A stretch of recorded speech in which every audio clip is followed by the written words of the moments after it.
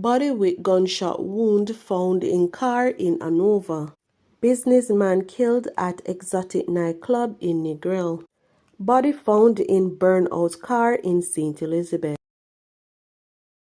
Please remember to subscribe, like, share, comment, and don't forget to hit that notification bell so you can always be updated with the latest news. Now for the news in details.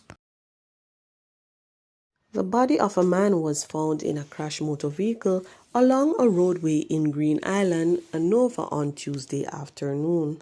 He is yet to be identified. Reports from the Green Island Police are that about 2:30 p.m., residents living in a section of Green Island known as Bamboo Bottom alerted them after they stumbled upon the body of a man in a motor car which had overturned along the roadway. Upon the arrival of the lawmen, it was discovered that the unidentified man had what appeared to be a single gunshot wound to his head. The scene was processed and the body removed to the morgue for post-mortem examination.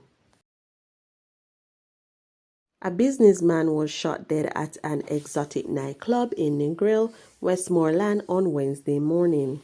That is 40-year-old O'Neill Smith, otherwise called Son of Good Hope District in the parish.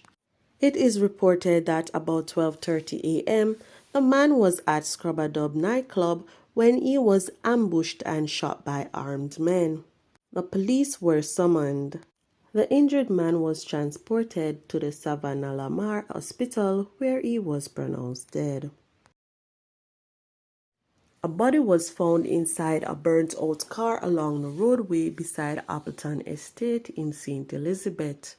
Residents stated that a taxi operator discovered the remains Wednesday morning around 6 a.m. More details to come as the police are currently processing the scene.